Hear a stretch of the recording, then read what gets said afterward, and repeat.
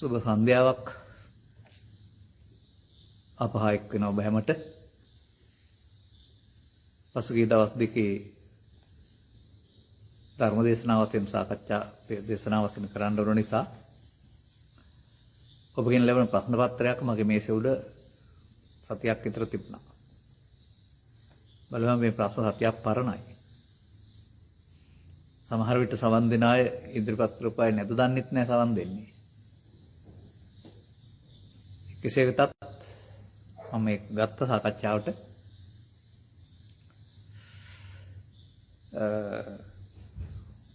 අපි මේ කරුණ ඔස්සේ කතා කරගෙන යමු. සමහර පෞද්ගලික ප්‍රශ්න වුණත් පෞද්ගලිකත්වයක් මෙතන ක්‍රියාත්මක වෙන්නේ නැහැ. මොකද නමෙන් සඳහන් නොකරන නිසා ඔබට අදාළ ඒවට සවන් දීලා තේරුම් ගන්න පුළුවනි. හැබැයි සමහර පිළිතුරු ඔබ බලාපොරොත්තු වෙන එකම දෙයි කියලා හිතන්න එපා. මට පේන වෙනත් විදිහවල් තියෙනවානේ. අපි පටන් ගනිමු. මෙන්න මෙහෙම ප්‍රශ්නයක් පේනවා. ditta ධම්ම වේදනීය කර්මයට මෙලොවදී මෙන්ම මරණින් පසුත් මෙහෙම විපාකයක් පවතීද? ඔය ditta ධම්ම වේදනීය කියන වචනේ දන්නේ නැති හින්දා මෙහෙම අහන්නේ. ditta ධම්ම කියන්නේ ඉහාත්ම වශයෙන් කියන එක. ආයකට පරිලීද කර්මයක් තියෙනවා කියලා අහන්නේ මොකටද එහෙනම්? විපාක නොදුන් ditta ධම්ම වේදනීය කර්ම මරණින් පව අහෝසි වියයිද? මේ ප්‍රශ්න දෙකම වැඩක් නැතිවා. මම ditta ධම්ම වේදනීය උපජ්ජ වේදනීය ගත්තේ මහානකවේ නෙවෙයි. අධ්‍යාපන පොදුහාතිකවත් සාමාන්‍ය පෙළට පාඩම් කරන කාලේ. ඒ පාඩම තමයි මට තියෙන්නේ. කවුරු ඉගෙනනවද කොහෙන් ආවද මම දන්නෙත් නැහැ. අද මම දන්නේ කර්ම රැස් කරන හැටි නෙවෙයි. කර්මක් සේ කිරීමේ කර්මය කරන හැටි. අන්න ඒක ගැන අහන්න.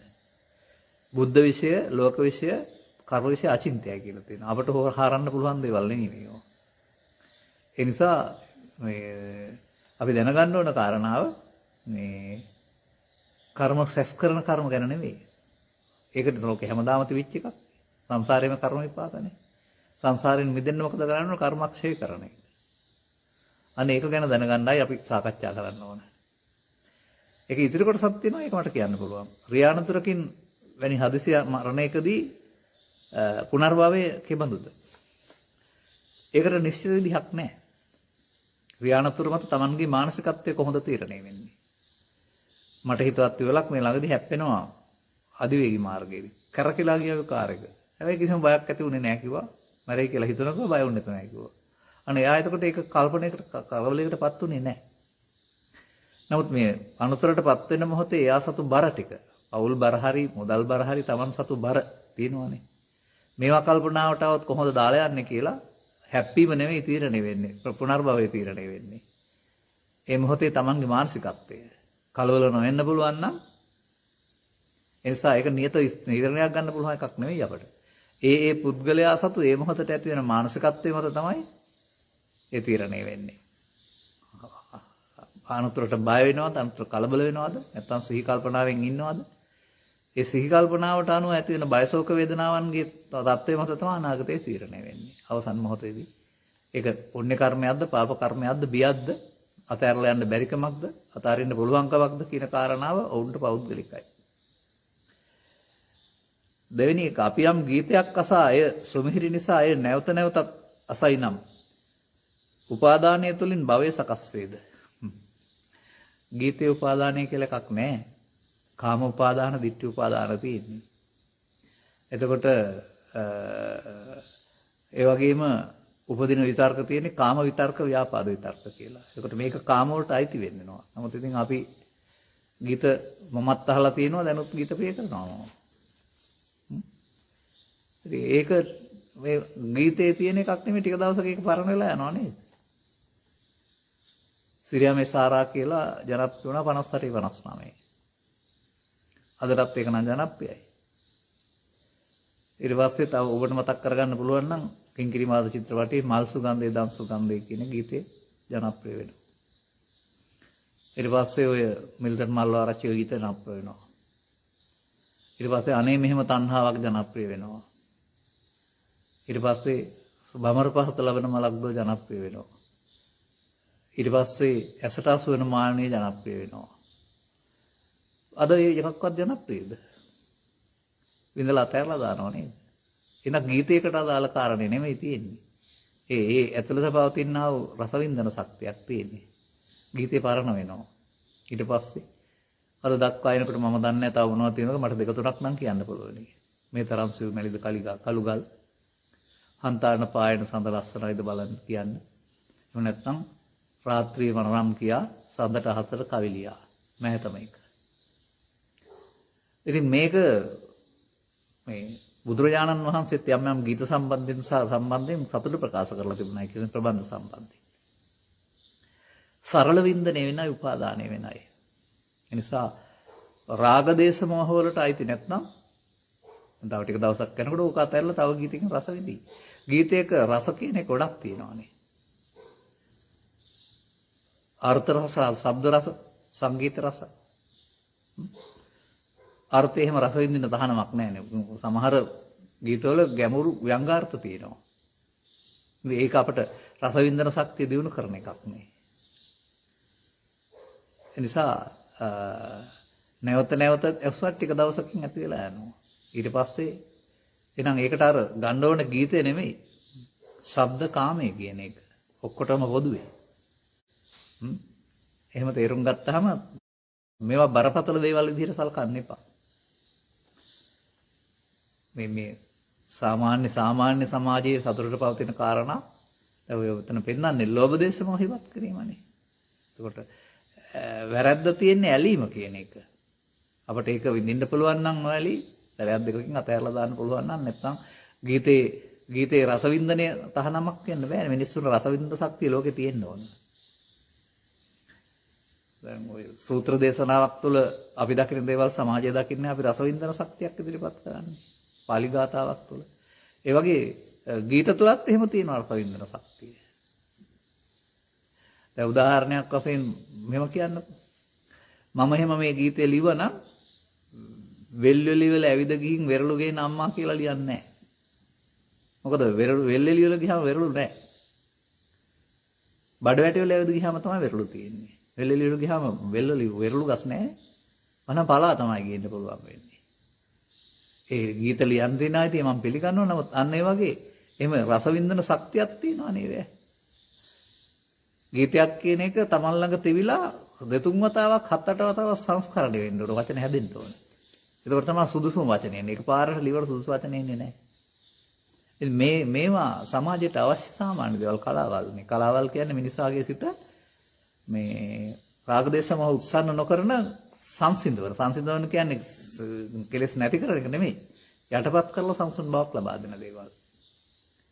ඉතින් අපි දරුවන්ටත් කියන්නේ අධ්‍යාපනයට අදාළව අමතරව යම් කිසි විෂයකට ඍජු වෙලා විනෝදාංශයක් තෝරගන්න කියලා. ඒකට ප්‍රිය වුණාම අර රාගික පැත්තට යන හිත මේ පැත්තට පාලනයක් වෙනවා. වෙන පැත්තට හරවනවා. ඒවා මේ ලෝකෙට අවශ්‍ය දේවල් වශයෙන් තේරුම් ගන්න සාමාන්‍ය සමාජයේට. නිකලස් බවට පත් වෙනකොට තව ටිකක් එහාට යනකොට ඕක තේරෙන්නේ නැත්තේ මුලින්ම නෙමෙයි මං හිතන්නේ. කර්මක්ෂය කිරීම පුහුණු වීමේදී පෙරකල පිනක් සිහිපත් වීමේදී සතුටක් ඇතිවීමද ත්‍රිලක්ෂණ යනුව බැලිය යුතුද? නැහැ. අපි මේ කාම විතර්ක, ව්‍යාපාද විතර්ක, විහිංසා විතර්කනේ බලන්න කියලා තියෙන්නේ. පුණ්‍ය කර්මයේ සතුට මොනවටද අයිති වෙන්නේ කියලා බලන්න ඕන. දැන් අපිත් යම් දේවල් කරනවා. කරලා කාටවත් කියන්නෙත් නෑ අපි සතුට වෙනවා. ඒක වරදක් තියෙනවා. උදව් කරලා සතුට වෙන එක. මේවා ගැන නෙවෙයි බලන්න ඕන. ඊට එහාට අමුරු කාරණා නිසා සාමාන්‍ය ස්වභාවයේ මේ කියන එක පුණ්‍යාභි සංඛාරයක් මේ වෙලා තියෙන ඉස්සර කරනකොට. දැන් අපි ඒක අபிසංකාරයක් නොවි කරන්න ඉගෙන ගන්න ඕනේ. මට ලැබෙන්නේ මොනවද කියලා බලාපොරොත්තු වෙන්නේ නැතුව උදව් උපකාරය කරලා හිංසක සතුට වෙන්න. එතනින් එහාට ආයේ කර්මක්ෂය කිරීමට අදාළ වෙන්නේ නැහැ ඒක එතකොට. බුදුන් වහන්සේ ගිරිවානන්ද සූත්‍රයේ අසුභ සංඥා දේශනා කොට ඇත. ඒ ප්‍රයෝජනවත් වන ආකාරය පාදා දෙන්න. බුදුන් වහන්සේ ආනන්ද හැමතුරන්ට වදාලේ ගිහින් දස සංඥා දේශනා කරන්න කියලා. පිරිතක් ඒක. එතකොට දස සංඥා අහලා ලෙඩේ හොඳ වෙනවා කියලා තියෙනවා.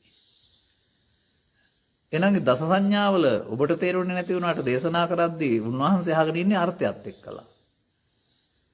එහෙනම් අදත් ඔය පරිත්තානවා කියන එකේ තේරුම මොකක් හරි වොන්ම සංසිඳීමක් ඔය. එතකොට ඒක ලෞකික වශයෙන් ගත්තා නැත්නම් රෝගයක් සංසිඳීමෙන් ගත්තාම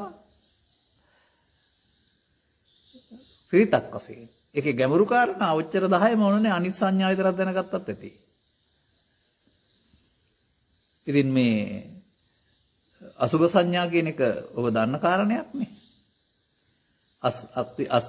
අත්තිමස්මින් කායේ කේසාලෝමානකා දන්තා කියලා. නානප්පකාර අසුචිනෝ පච්ච වෙක්කති කියලා කියන්නේ. ඒ අසුචිනෝ කියන එකෙන් තියෙන ඔබ කරගෙන අසුචි කියන අර්ථය නෙමෙයි. අර මාගන්ධි කතාවේ තියෙන අසුචි වලින් පිරුණු ශරීරය කියලා නෑ. ඒ වචනේ වැරදි. සුචි කියන්නේ පිරිසුදු, අසුචි කියන්නේ අපිරිසුදු. ඒ අපිරිසුදු කියන අර්ථය තමයි ඔබ අසුචි වලට දාගෙන තියෙන්නේ. දැන් ශරීරයේ එතකොට මේ ඔක්කොම අපිරිසුදු කියන අර්ථය එන්නේ. ඉතින් ඒක අදාළ වෙන්නේ නැත්තේ රූප මදෙන් මත් වෙච්ච රූපනන්දා වගේ කෙනෙකුට. දැන් එහෙම නැත්නම් රූපය මම කියලා හිතාන ඉන්න අය ඉන්නවානේ. දැන් අපි මම කියන්නේ ලෝභ දේශ මොහයන්ට නමුත් රූපය අනුව ගත්කල රූපේ හැඩ වැඩ අනුව ඒක මමත්වෙන් ගන්න අය ඉන්නවා. ඉතින් ඒක කුස් 32කට බෙදලා වෙනස් වෙන જાති මේකේ ඔය කියන්න අගේ කරන්න දෙයක් නැහැ කියලා තේරුම් ගන්න ඒ වගේ අයට අදාළ වෙන්න පුළුවන්. 32කට බෙදලා බලන එක. එහෙමයි අදාළත්වය ඒකේ කෙනෙකුට.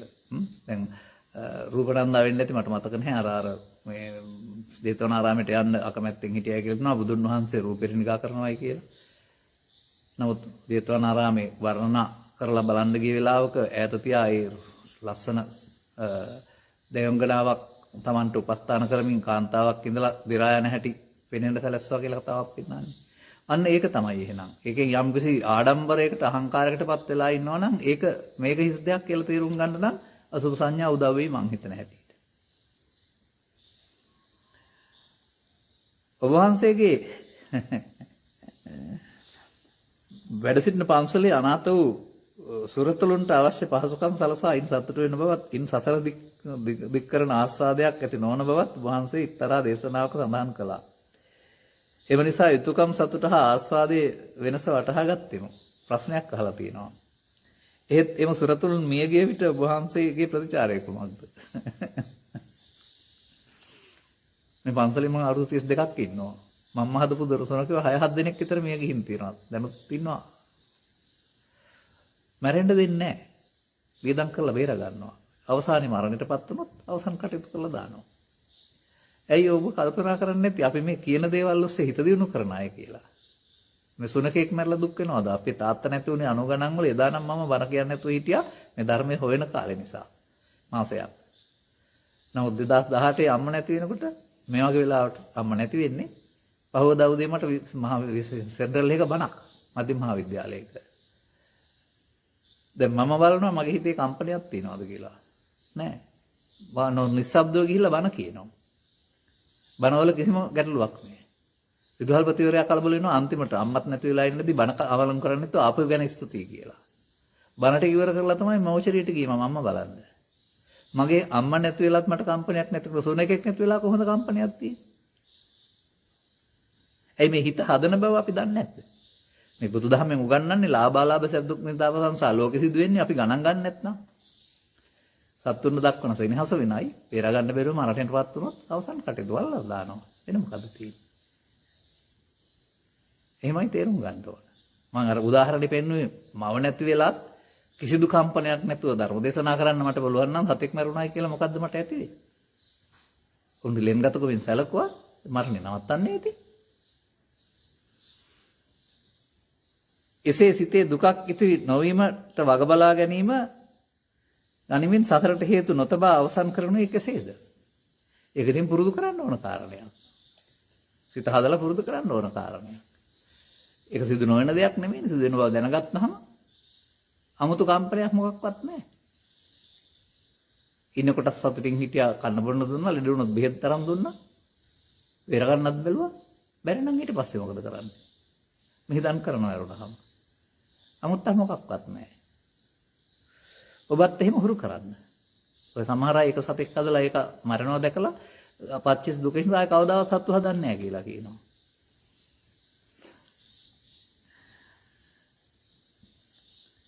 හය මම ලෙඩ ගැන හිතනවා වැඩි වගේ. පොඩි ලෙඩකට වුණත් බය වෙනවා. සිතට කයේ ලෙඩක් අරමුණු වන ගමන් එයා විදර්ශනා කළ හැකිද? ඒත් එම අරමුණ එනවා නම් කුමක් කළ යුතුද? ඉතින් තමන්ගේ හිතේ ඇතුළත තියෙන බය නෙන්නේ. ලෙඩ නැති ජීවිතයක් තියෙනවා, ලෙඩ තියෙනවා තමයි. ඒක නැවත සිතුවිල්ලක් වශයෙන් එනවා කියලා කලබල නොවි තමන්ගේ කලබලී සංසිඳවන්න පුරුදු කරන්න ඕන. බය වෙලා හරියන්නේ නැහැ. ලෙඩට බෙත බය වෙන එක නෙමෙයි. කලබල නොවි ඉන්න එක සහ ප්‍රතිකාර කරන එක. මේ දවස්වල ඔය ඔබට යන උපදේශවල දුරකථන ඔස්සේලත් පෙන්වන්නේ. කොරෝනා සංගතයේ මෙතන මානසික සතුටට අදාළ දේවල් කරන්න කියලා. අන්න ඒ වගේ තේරුම් ගන්න ඕන කාරණාව මේ තමන්ගේ හිතේ ඇතුළත බැසගත්තා වූ බය තමයි මේ පුංචි කාරණයකදී මතුවෙලා ඉන්නේ. ඒ තමන් ළඟ ඒක තියෙන බව දකින්න. දැක්කහම ටික ටික තුනි වෙන්න පටන් ගන්නෙ. ඒ තමන්ගේ ඇත්ත තත්ත්වයක් ඒ පෙන්නන්නේ. හංගන්න හදන්න එපා ඒක.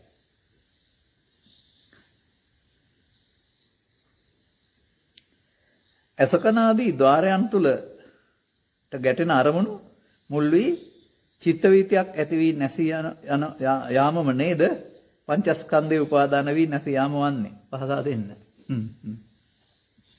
ඔව් යත ඉදං චිත්තං ලහු පරිවත්තම් වේගෙන් නැසෙනවා. ඒ කියන්නේ ඉගෙන ගන්න ඕනේ ඒ කාලය තුල අපි අත සිදුවන වරද තේරුම් ගන්න ඕන උපාදානයි කියලා. අනතුරු ඒකෙන් මිදෙන්න අපි කටයුතු කරන්න ඕන. මුල් බුදු සමය තුල මේ චිත්තවේදි ගණන් කරලා නැහැ. තුන්වෙනි සංගායනාව දක්වා නේ තුන්වෙනි සංගායනාවේ තමයි මේ ගණන් කරපේවා තියෙන්නේ. දැන් ඔය ජවන්හර සදාරම්මන දෙක ඔස්සේ උගන්වන්නේ මොකද්ද? උපාදානය වෙන හැටි. ඒ උපාදානයේ විදිහට ඉගෙන ගත්තට උපාදානයෙන් මිදෙනවද? උපාදානයෙන් මිදෙන හැටි තමයි අපි ඉගෙන ගන්න ඕන. මේක මේ සිදුවීම තවත් ශාස්ත්‍රීය විදිහකට උගන්වපු ක්‍රමයක්. හිත තුළ සිදුවෙන සිද්ධියට ශණයෙන් සිදුවෙන සිද්ධිය ඔය විදිහේ ගණන් හදා බලන්න වෙලාවක් නැහැ. උද හදපු කතාවක් ඕක. තුන්වෙනි සංගායනාවෙන් පස්සේ අභිධර්ම පිටකේ සකස් වුණා කියලා කියන්නේ ඒකනේ වතින්නේ. මුල් දෙකේ තිබුණේ නැහැ. මම ගොඩක් විශ්වාස කරන්නේ මුල් බුදු සමයේ. මම විතරක් නෙවෙයි මහාචාර්ය ඩබ්ලිව්.එස්. කරුණාරත්න මහත්මයා අගමහා පඬිතු වළංගොඩ ආනන්ද මෛත්‍රී ස්වාමීන් වහන්සේ වැනි අයගේ අදහස් වම කියවලා තිනවා. ඒ අනුවයි අපට වෙන්න ඕන දේ තේරුම් ගන්න වෙනවා ඕනට වඩා බරපතල ගන්න ඕන නෑ මේවට. ඒක මුල් සූත්‍රවල තියෙනවානේ. යමෙක් පිළිබඳව දේශසහගත සිතක් පහළ වී ටිකකින් ඒ පුද්ගලයා කෙරෙහි මෙත් සිතක් ඇති කර ගැනීමෙන් දේශසහගත සිත ඇති කර ගැනීමේ කර්මයේ විපාක අවම කරගත හැකිද? පුද්ගලයා කෙරෙහි ආපහු යාළු වෙන්න පුළුවන්. නමුත් දේශමූලයේ වෙනම තියෙනවා. තවත් කෙනෙක් කෙරෙහි මතු වෙන්න පුළුවන්. පුද්ගලයා යාළු වෙනවා තරහ වෙනවා. යාළු වෙනකොට තරහ අයින් වෙනවා යා කෙරෙහි. නමුත් දේශමූලයේ ඉවර නෑ නේ එකෙන්. දේශ එක මූලයක්, මෛත්‍රිය තව මූලයක්. එයා මෙතන ඔය මෛත්‍රීස්ත කියන කාරණයෙන් පස්සේ ඇති කරගන්න සිත නෙමෙයි. දේශ නොකිරීමට තමයි හැබැයි මෛත්‍රිය කියන්නේ. අපි මෛත්‍රිය කියලා තව සිතක් උපදවාගෙන අරගෙන යට කරන්න හදන්නේ. නමුත් දේශ නොකරන එක තමයි මෛත්‍රී පැතිරීම කියලා කියන්නේ. තව එකක් ගන්න ඕන නෑ මන් දකින්න හැටියට.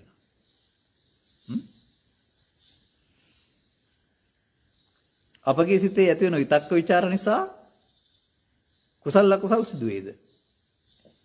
එම සිතට එන විතක්ක ਵਿਚාර වළක්වා ගත හැකි ක්‍රමයක් තිබේද?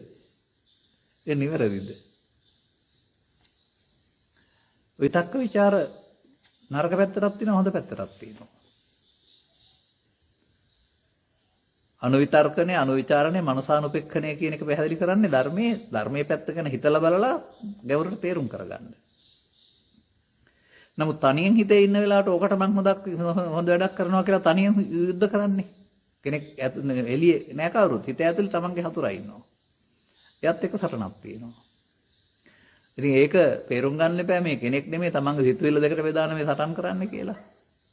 ඒකේ විතක් ਵਿਚාරය අතහැරලා දාන්න තියෙන්නේ. ඒකේ වෙන්නේ වැඩෙනවා. ලෝභ දේශයන් වැඩිනවා ඒකේ වෙන්නේ.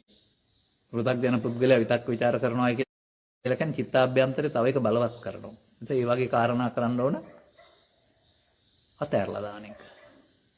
මේ සිතින් කොහෙද මම මේ යන්නේ කියලා තේරෙන්න එපා. මෙහෙම වුණොත් මෙහෙම වෙනවා, මෙහෙම වුණොත් මෙහෙම වෙනවා කියලා හිත ඇතුලේ ලෝකයක් හදාන ගහ ගන්නවා, බැන ගන්නවා, ප්ලෑන් ගන්නවා. ප්ලෑන් ගැහුවොත් අනාගතයට වෙලාවක් ආවොත් මතුවෙනවා. ප්ලෑන් ගහන එක නම් මේ විතක් ਵਿਚාර කිරීම කියන්නේ ඒක නවත්තලා දාන්න. නමුත් අපි ළඟත් විතක් ਵਿਚාරණයක් තියෙනවා. දැන් අනිත්‍යවත සංඛාරා උපාදවය ධම්මින උපජ්ජිත්තාන රුජ්ජන්ත තේ සමෝප සමෝසුකෝ. මම ඇහුවෙත් පාංශුකූලෙදී දැනටත් පාංශුකූලේ ගාතාව මේක. එහෙම කීවට දහම්සර ජාතකයේ යටින් සඳහන් වෙනවා සියලු බුදුවරු ලෝකෙට ඉදිරිපත් කළා වූ ධර්මය ඇතුළත් ගාතාව මේක කියලා. අන්න ඒක ඔස්සේ මම අද මේ ගාතාව පැයක බණකට ගලපනවා. ඕක මරුණාම කියන්න දෙන එකක් නෙමෙයි. ඕකේ තියෙන සුන්දර ධර්මයක් කියලා. එතකොට මට විතක් ਵਿਚාරයක් නැත්නම් ඒක තේරෙනවද? මම ඒ ගැන ගොඩක් හිතුවානේ. ත්‍රිපිටකේ උගන්වපු සියලු කාරණා ආශ්‍රයෙන් හිතනවා. එතකොට ඒ වගේ එකක් අවශ්‍යයි නේද? එන්සාර වෛරයේ පෝෂණයක් කරන විතක් ਵਿਚාරයන් වලට අහු නොවි අතහැරලා දාන්න. අවශ්‍ය එකක් නැත්නම් ඒක චින්තන ශක්ති දියුණු වීමක්. ඒක අතහරින්න එපා. අදටත් මම යම් ගාතාවක් දැක්කහම ඒක ගොඩක් එවලෙටමත් ඇතුළට යනවා. සාමාන්‍ය සමාජ දකින්නට වඩා. ඒක චින්තන ශක්තිය දියුණු වීමක් නේ. ඒක ඕනේ.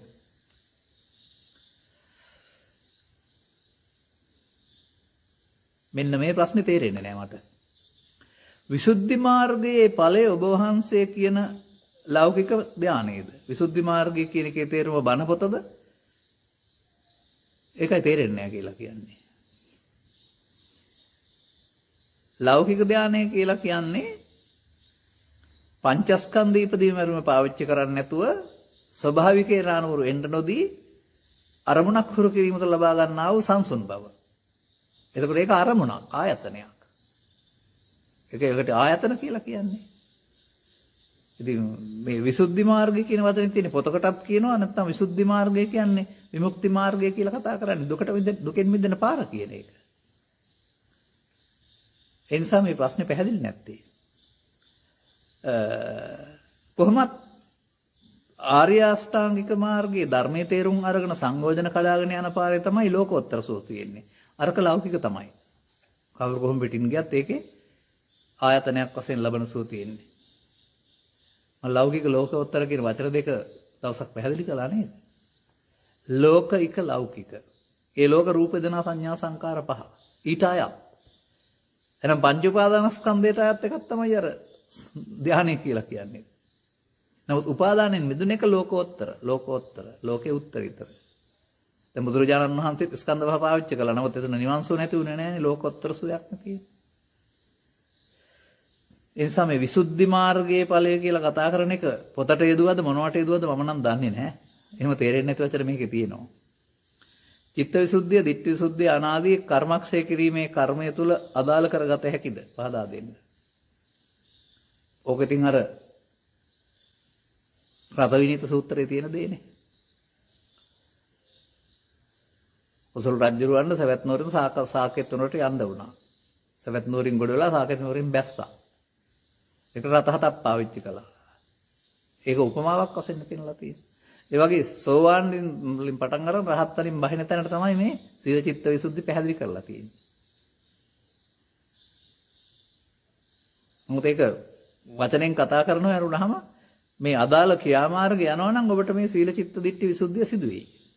ඔබ පාඩම් කරගත්තට වෙන්නේ නැහැ.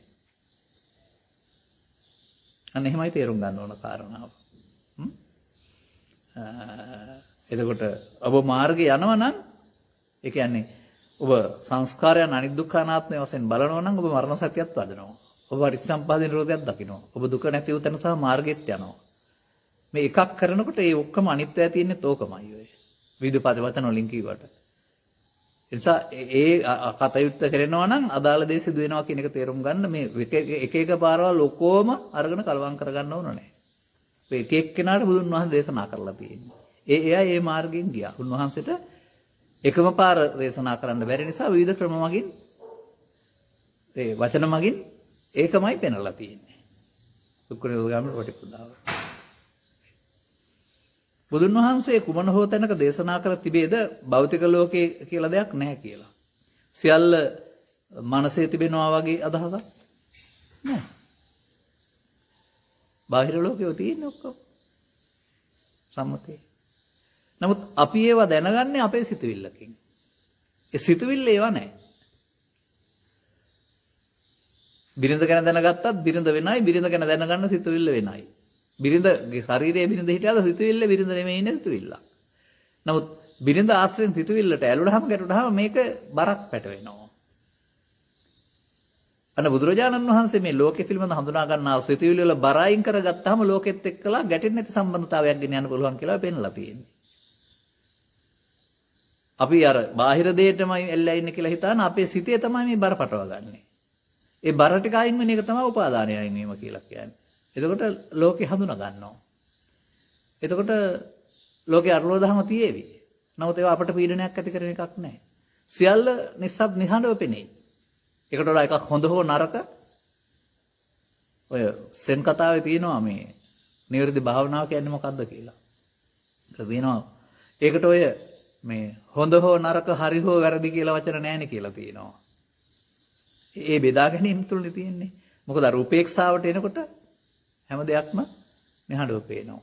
ඒ නිසා ලෝකේ ඒවා එහෙම තියේවි. නමුත් අපිට මම අර මගේ උදාහරණකින් පෙන්නනවා ඇස්සන්ද වෙලා මේ ලෝකෙට ඉපදුනොත් එහෙම මේ මිනිස්යාට රූප නැහැ ලෝකේ. කන් ඇහෙන්නේ නැතුව මේ ලෝකෙට ඉපදුනොත් එහෙම මේ මිනිස්යාට ලෝකේ සද්ද ඇහෙන්නේ නැහැ කවදාවත්. සද්ද නැහැ. ඒක ලෝකේ සද්ද නැති නිසාද? ඒක සද්දේ ඇහෙන්නේ සිතුවිල්ල පහළ වුණොත්. ආ නිසා මේ හැම දෙයක්ම Tamanට අයිති කොටසේ තියෙන සිතුවිල්ල කියන එක තේරුම් ගන්න. ඒක Tamanගේ පෞද්ගලික ආගේ එකතු කිරීමක් කරනවා තමයි ඒකේ ඇලීම ගැටීම සිදු වෙන්නේ. ඒක බාහිර ලෝකේ තියෙන එකක් නෙවෙයි. අපි කරගන්න පෞද්ගලික මෝඩකමක් මේ බැඳීම කියන එක. සිතුවිල්ල පාවිච්චි කරන ලෝකේ හඳුනා ගන්න නමුත් බැඳීමෙන් තොරව පාවිච්චි කරන්න පුළුවන් නම් මේ හැදෙන උණ නැත්නම් මේ ඇති වෙන ගැටීම් මේ අවුල් නැතුව සරලව සැහැල්ලු මනසකින් කටයුතු කරන්න පුළුවන් වෙයි. 12 ලොක්ඩවුන් කාලය තුල මා වහන්සේගේ දේශනා විශාල ප්‍රමාණයක් අසා යම් සංසිඳීමක් ලබා ගතිමි. මේ සමයේ පස්දරින් එරාරමණු සීමාවී මනෝද්වාරයේ අධිකව ක්‍රියාත්මක වී සිටී. මතකෙත් නැගෙන බොහෝ අන්ත අරමුණු කාමාස්වාදයෙන් යුක්තව ඇසුරු කිරීමෙන් රාගය වැඩි යයි. එමගින් සසර ගමනද දික් වෙන බව දනිමි. මෙම தත්වෙන් මිදී මනසට නැගෙන සිතුවිලි ආස්වාදේ නොකර විදර්ශනාවෙන් අවසන් කරගන්න අයුරු පහදා දෙන්න.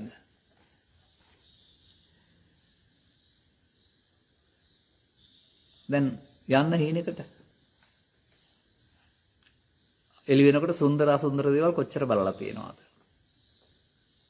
ඒ සැබෑ ලෝකයක්ද? නමුත් ඒ මොහොතේ ඔබට සුන්දර අසුන්දර පේනව නේද? ඉතින් ලෝකේ හඳුනා ගන්න සිතුවිලි පහළ වෙනවා. පස්දොරට කැටින් නැත්තම් මනෝද්වාරයෙන් එන සිතුවිලි වලට අහු වෙනවා කියන එක නේ සිතුවිලි දෙයක් කොට ගන්නවා. ඒක යමක් පේනවා කියලා ගන්න එක නෙමෙයි පෙන්වන්නේ. ඉතින් ඒක තවදුරටත් තේරුම් ගන්න අමාරු නම් සිතුවිල්ලක් කියන වචනේ හිතින් හිතලා හරි සිතුවිල්ලක් කියලා හිතනකොට අරක වැහැර වෙනවා. සිතුවිල්ලක් කියන එක ධර්මයේ හැම නෑ සිතුවිල්ලක් කියලා බලන්න කියලා හැම වර්තමානයේ සමාජයට උගන්වන්නේ එහෙම උගන්වන්නේ. එතකොට අපි මේ සිතුවිල්ලට ඇලෙන්න ගැටෙන්න යන්නේ නැතුව නිහඬව ඉන්න පුළුවන් නම් අපට වදයක් නොදී ආයින් වෙලා යනවා. අපි ඒකට බය වුණොත් හරි ප්‍රතික්ෂේප කරන්නොත් හරි අපි පිටිපස්සෙන් පන්නනවා ඒක. අර බය වීම සහ ප්‍රතික්ෂේප කිරීම කියලා කියන්නේම ඒකේ යමක් තියෙනවා ඒකට මම අකමැතියි කියන එක. ඒකට ගණන් අරගෙන අර තියෙන්නේ. ගණන් නොගැනීමෙන් එයාට තියෙන බලය හීන වෙලා යනවා. ගණන් ගැනීමම තමයි යාගේ එකතු කිරීම බවට පත් වෙන්නේ. මේ නිසා උදාහරණයක් වශයෙන් මම පෙන්වන්නේ සීන ලෝකේ මොනවද දැක්කත් උදේ අවදි වෙලා බලනකොට ඒ මොන තැවිලි තිබුණත් බලපුවම සිතුවිලි විතරයි අපි නිරවටිලා තියෙන්නේ. ඉතින් අපි මේ හදාගත්ත එකනේ දැන් මේ රැවටෙන්නේ. ඒක අපිට ආපහු උපේක්ෂාව දක්වා හදාගන්න එක ඇරුණාම ඒකට රැවටි ඉන්න එකේ තේරුමක් නැහැ. උපේක්ෂා සහගත වෙන තැන දක්වා හදාගත්තාම ඒක ආපහු එයි. මතක් වෙයි. නමුත් ඔබට ඔය කියන පීඩණය තර්ජනය නොකර යයි. නිසා මේ පීඩණය තර්ජනය කියන්නේ පෞද්ගලිකව අපිම එක එක්කෙනා හදාගත්ත දෙයක්. ඉතින් ඒකේ දුක ටිකක් විඳින්න ඕන කියලා පෙන්නනවා සෝවාන්සිට රහත් දක්වා දුකසේ නිවන ලබන්න ඕන කියලා කියන්නේ. ඔය සමහර ස්වාමීන් වහන්සේලා වාඩි වෙලා ඉන්නකොට මේ ඒ උපදින දේවල් පිළිබඳව අඬමින් කඳුළු සලමින් බඹසර හැතරුණයි කියලා තියෙන්නේ. ඒ කියන්නේ අර දරා ගනිමින් ඒවට ක්‍රියාවට යන්නේ නැතුව දරා ගනිමින් අවසන් කරන්න දරන උත්සාහය. ඉතින් ඒ මොහොත ඒවට එකතු වෙන්නේ නැතුව ගණන් ගැනීම වෙනුවට ගණන් නොගැනීම තුලින් බෙදීමකින් තොරව වටිනාකමක් දීමකින් තොරව අයින් වෙන්න ආරින්න. හොරු කිරීම තුළ 12 රැකියාව කරගෙන යාමේදී ඒ වැඩ ගැන දැඩිව කල්පනා කරමින් සිදු කරයි. රැ නින්දේදීත් එහෙම සිහිනෙට පැමිණේ. එම වැඩ නිමා කරන තෙක් දැඩි මානසික පීඩනයක් ඇති වේ. මෙම තත්ත්වෙන් මිදෙන ආකාරය පහදා දෙන්න. ඔය ටිකක් වැඩිපුර ඔලුවට අරන් තමයි තියෙන්නේ. තමන්ම මේවා කර යුතුයි කියලා.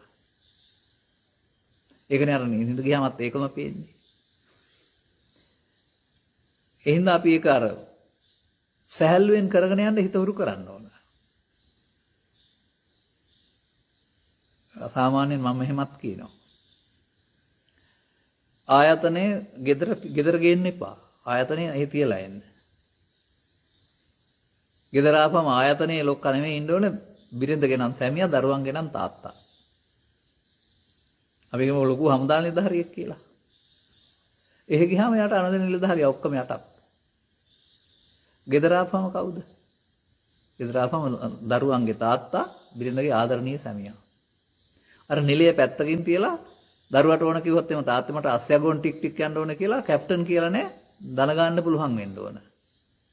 දරුවා පිටින් තියාගෙන. එහෙනම් මේ නිලයේ එහාට තියාගෙන ගෙදර එනකොට ආදරණීය සහෝදරයෙක් සැමියෙක් බවට පත් වෙන්න පුරුදු වෙන්න. ඔබ හැමෝටම මේක වටිනවා.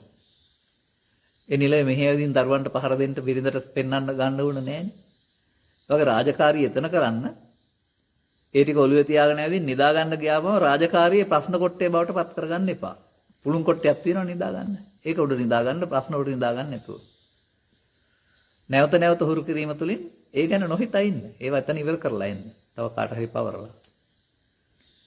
තමන් විසින් වැඩිපුර වගකීමක් පවරා ගැනීම තුළ තමයි මේ වෙහෙස තියෙන්නේ. නමුත් මානසික වෙහෙස සරල වෙනකොට අතහැරලා යාවි. අපිම හදාගත්ත දේවල් ඔය දුක් කියන්නේ මම කියන්නේ ඒකනේ අපි හදාගෙන විඳිනවා කියලා. ලස්සන ප්‍රශ්නයක් තියෙනවා. මා ධර්ම ශ්‍රවණයට හා ධර්ම මාර්ගයට යොමු කළේ සැබවින්ම කල්යාණ මිත්‍රයෙකු වන මා ආදර සම්බන්ධතාවයක් පවත්වන පුද්ගලයායි. නමුත් ධර්ම මාර්ගයේ ගමන් කරන විට විවාහයට මාතුල ඇති කැමැත්ත ප්‍රහාණය වී ඇත. සුදුසු උපදෙසක් මේ සඳහා ලබා දෙන්න. ප්‍රහාණය වී නෙමෙයි යටපත් වී ඇති. අඩු වී ඇති. නූතන තරුණ පරම්පරාවේ විවාහය කියලා කියන්නේ ආසවන් ඉටු කර ගැනීමක්. ඒක හොඳ නැත්නම් ලික්කසාද වෙනවා නැත්නම් පන්නනවා. ඒකට රෙමි ආදරය කියන්නේ. ලෙන්ගතුකමකටනේ. ලෙන්ගතුකම කියන එක විශ්වාසයක්. ඒක නීතිය තිබුණත් නැතත් එකට දුකසප බෙදාගෙන ජීවත් වෙනවා කියලා එකතු වෙන්නේ. එතකොට ධර්ම මාර්ගයට යොමු කළා නම් මේ කියන කෙනා එහෙනම් දෙන්නම ධර්ම මාර්ගය යන අය. ජීවිතේ පහසු වෙන්නේ. ගැටුම් මාවම කරන ජීවත් වෙන්න. මොකද මේ සාමාන්‍යයෙන් මේවා පිළිබඳව අත්දැකීම් සිද්ධාර්ථ කුමාරයත් ලැබු කෙනෙක් පස්සේ කාලෙක යතහැරලා දැම්මට. ඒවා පිළිබඳ කිසියම් අවබෝධයක් තිබුණායි කියලා ඒක මේකට බාධාවක් වෙන්නේ එහෙම නැහැ. නමුත් අවශ්‍ය නැත්නම් ඒ කියන්නේ මේකට විවාහයේ බාධාවක් නෙමෙයි. විවාහයේ වර්තමාන අගේම වටිනාකම බාධාවක් වෙන පැත්තකට. නමුත් එහෙම නැත්නම් ලිංගගත එකතු වීමක්. දැන් ලිංගගත එකතු වෙලා දුක සැප යදාගෙන ඔවුනොන්ට ගෞරව කරමින් නැත්නම් ඔවුනොන් ආරක්ෂා කරමින් ඉස්සරහට යනවා. දරුවන් කරදරයක් කියලා හිතනවා දරුවෝ නොලබා ඉන්නවා. නමුත් දරුවොත් ඒකේ ඉන්න ඕන පරපුරක් හදන්න ඕන. ඉතින් Tamanට වත්කමකුත් තියෙනවා නම් දරුවෙකුට කැමති නම් දාගන්නවා.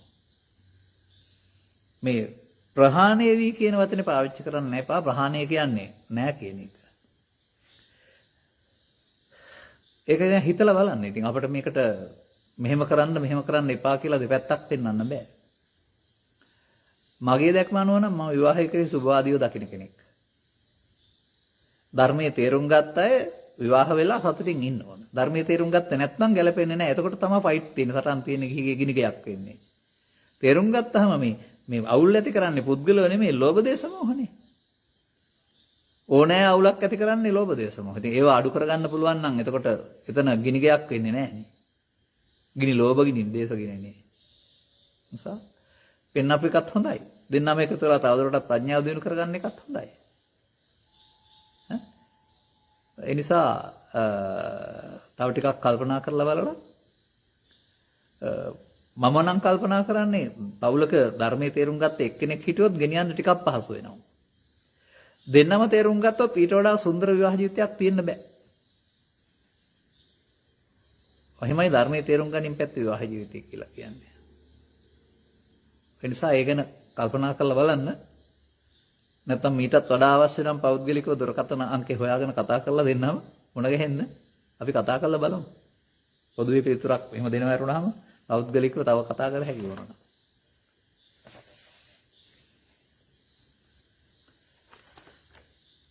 දීර්ඝ කාලයක් තිස්සේ සද්ධර්මයේ ශ්‍රවණය කරමින් ඒ දේවල් මෙනෙහි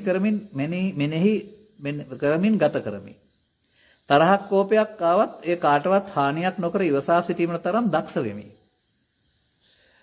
නිවසේ සෑම නින්දට ගිය පසු නිදහස් වේලාවක භාවනා ඉරියව්වෙන් සිතුවිලි වල නිරෝධය දකින්න උත්සාහ කරමි. ඒ වාඩි වෙලා ඉඳගෙන ඔය කියලා පෙන්නන්නේ මනෝද්වාරයට මොහොත දෙනවයි කියන එක. ඒ හැම මොහොතක්ම බොහෝ විට කිසිම සිතුවිල්ලක් සිතට එන්නේ නැහැ. සමහර වෙලාවට හිතට කිසිම අරමුණක් නැතුව හිස් බවක් දැනෙනවා. ඒ දරා ගැනීමට අමාරුයි. ඒ දරා ගැනීම අමාරුයි කියන එකේ නම් හිත ඇතුලේ මොකක් හරි පීඩනයක් තියෙනවා. දැන් අපි නම් එහෙම තමයි ඉන්නේ. අපිට ඒක වැහැල්ලුවා. එන්නේ නැත්නම් නිදහසේ ඉන්න. ඒක වදයක් කරගන්න එපා. අනේ මට අරමුණු වෙන්නේ නැහැ නේ කියලා තව එකක් කරන්න ඕනේ නැහැ. එන්න හේතු නතර වෙනකොට ස්වභාවයෙන් අරමුණු වෙන්නේ නැතුව යනවා තමයි.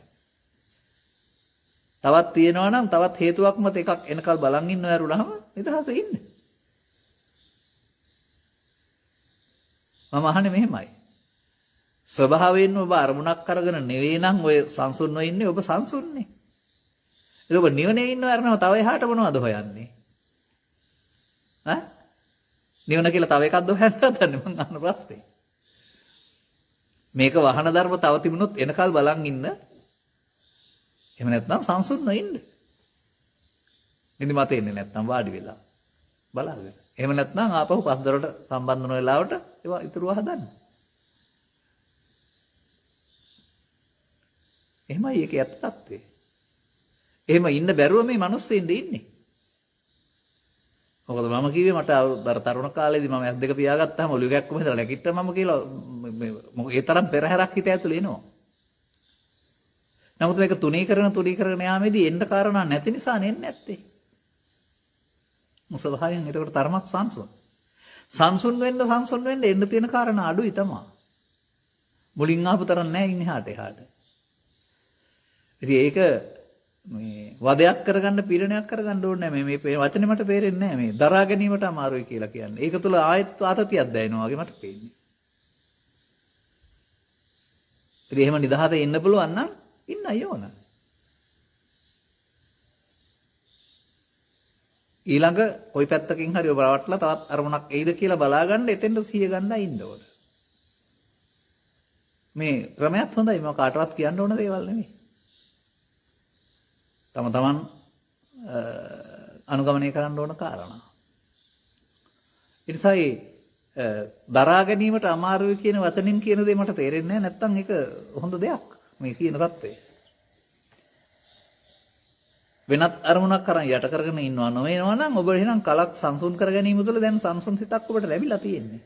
තව එහාට ඒක 100 සංඛ්‍යාව වැඩි කර ගන්නයි තියෙන්නේ.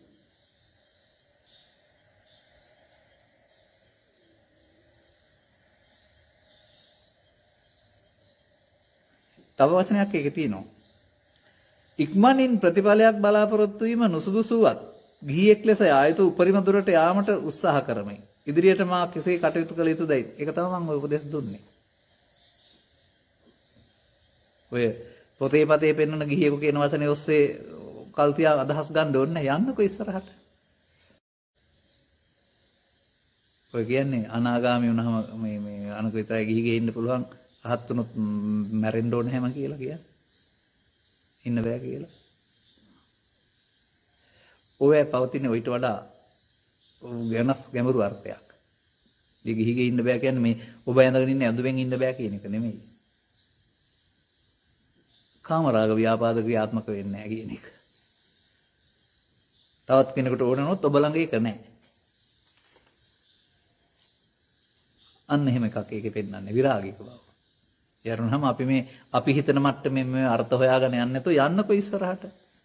පාරේ යනකොට හම් වෙයි. අපිට පෙනෙන ඇසෙන සෑම දෙයක්ම නාම ගෝත්‍ර තුල තැන්පත් වන වසා ඇත. මේ ගැන පහදා දෙන්න. නාම ගෝත්‍රය තුල. නාම ගෝත්‍රය තුල නෙමෙයි. ඒක කොහෙන්ද ගත්ත වචනයක් ඒ? පේන හැම දෙයක්ම සිතුවිල්ලට එකතු වෙනවා. ඒ නිසා ආපහු ඊනෙන් පේනකොට සිතුවිල්ල පේ රූපයක් විදිහට පේනවා. ඒක ලෝකෙට අවශ්‍යයි. සිතුවිලි පහළ වෙන්න අවශ්‍යයි ලෝකේ හඳුනා ගන්න. නමුත් ඒවත් එක්කලා ඇති කරගන්නා වූ ඇලීම ගැටීම චිත්තාභ්‍යන්තරේ සැඟ වෙනවා. ඒකට නාම ගෝත්‍ර නෙමෙයි පෙන්වන්නේ චන්හා අනුසය. නිදිගත් සිත කියලා. එතන තැන්පත් වෙන සංඛ්‍යාව වැඩි වෙන්න ආපහු ගැටෙනකොට දුක් වෙනවා වැඩි වෙනවා. අර ඇල්ලකණු 100ක් නැත්නම් දුක් 100ක් ඇත කියලා කියන්නේ. මේ වචනේ කොහෙන් ගත්තද කියලා මම දන්නේ නැහැ. මේකට ධර්මයේ පෙන්වන්නේ තණ්හා හට ගන්න අවශ්‍ය හේතු. ඒ නිසා තණ්හා අනුසය. අනුසයෙන් තණ්හාව හට ගන්නවා. ගිනි පුපුරෙන් ගින්දර හට ගන්නවා වගේ කියන කාරණාව. ඊළඟ එක. රූපං ජීරති මච්ඡානං නාම ගොත්තං නජීරති. සත්‍යයන්ගේ රූපයේ දෙයයි නම් ගොත් නොදිරයි. රාගෝ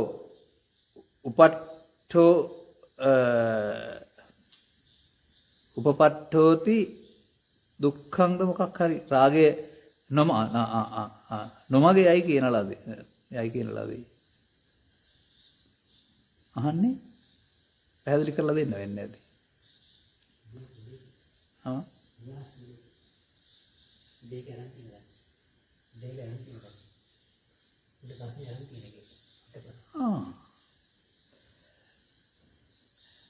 ඉතින් මේක මේක විතර එහා පැත්තෙන් ටිකනේ හොයාගන්න තිබුණේ. මේ මොකද්ද මේකට නජීරිත සූත්‍රයේ මේට එහා ලස්සන එකක් තියෙනවා. අන්න ඒක හොයලා ගන්නකො මීට වඩා හොඳයිනේ. හරි. මේ රූපය මේ කතා කරන්නේ මේ ශරීරය පිළිබඳනේ. ඒක දෙවා යනවා පොළොවට පස්සේ. නමුත් ඒක තුළ එකතු කරගත්තා වූ කර්ම ශක්තියක් තියෙනවා නම් ඒක මේ රූපේ නෙමෙයි. නමුත් රූප වේදනා සංඥා සංකාර ඔක්කොම නාම. ඒක කර්ම තියෙනතුරු විපාක විඳින්න වෙනවනේ. ඊළඟ පුනර්භවයක් යන්නේ නොදෙරෙන නිසානේ. කර්මයක් ඡය කරොත් තමයි ඒක අහෝසි වෙන්නේ. ඒක මේ කියන්නේ. රාගය ඉතින් ඒ අහනා රාගය කියලා කියන්නේ නිවන් මඟ නෙමෙයිනේ නොමගක්නේ. මෙතනින් එහාට තියෙනව නේද? මේක තියෙනවයි කියලා දිය නැති නෑමක්. ඒක හොයාගන්නකො. වතුරම නනා ඉන්නේ නැතුව. මේ අපි ළඟ නෑමෙන් කරන්න පිරිසුදු වෙන එකනේ. මේ බ්‍රහ්මචර්යාවේ පවතිනවා දිය නැති රාග දේශ මොහ පිරිසුදු කර ගැනීම. ඒ ගැන වැඩියෙන් හොයලා බලන්න. මේවා සාමාන්‍ය දේවල්. නම් ගොත් කියන එක නම කියන්නේ දැන් අපි කියමුකෝ දිසානායක.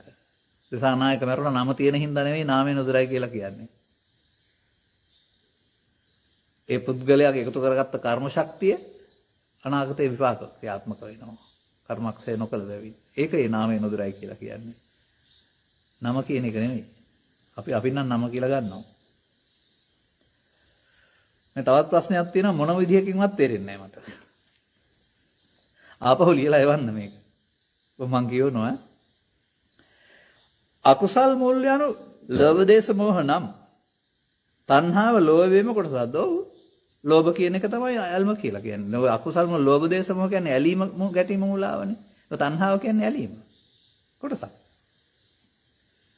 එසේ ලෝභයේ කොටසක් වේ නම් පටිච්චසමුප්පාදය තුලදී ද්වේෂය තුලින් අරමුණක් පැමිණි විටදී තණ්හාව යනු කුමක්ද? මේක තමයි තේරෙන්නේ නැත්තේ මට. මොකද්ද මේ අහලා තියෙන්නේ කියලා තේරෙන්නේ නැහැ. තණ්හාව අකුසල මූලයක් නොවේ නම් මේ කුමක්ද? තණ්හාව කියලා කියන්නේ ලෝභ මූලයේම කොටසක්. ඒක පේන මට්ටමක් තමයි රූප තණ්හා රත් තණ්හා කියලා කතා කරන්නේ. අකුසල මූලයේ කොටසක් තමයි ඒක. මේ පටිච්චසම්පාදය තුළින් පැන නැගුණ බැවින් ඒ ඔස්සේ මේ ගැටලුව පහදා දෙන්න. ආනික තේරෙන්නේ නැහැ මට. මේ අහන කාරණේ තේරෙන්නේ නැහැ. මේට වඩා පැහැදිලිව ලියන්න මේවා. මේකේ ගැළපීමක් නැතිකමක් තියෙනවා. මේකට දෙන උත්තරේ දෙන්න බැරි. මේක මොකක්ද අහන්නේ? පටිච්චසම්පාදයේ මෙනෙහි කිරීම කියලා කියන්නේ මොකක්ද? තුලින් ආවා කියලා කියන්නේ. දේශය තුලින් අරමුණක් එනවද? අරමුණ දේශේ බවටපත් වෙනවද? පටිච්ච සමුප්පාදයේ තුලදී ද්වේෂය තුලින් අරමුණක් පැමිණි විට තණ්හාව යන කුමක්ද? ඒක මම අතහැරලා දානවා ඈ. ඕනනම් ආපහු පැහැදිලි කරලා লীලා එවන්න.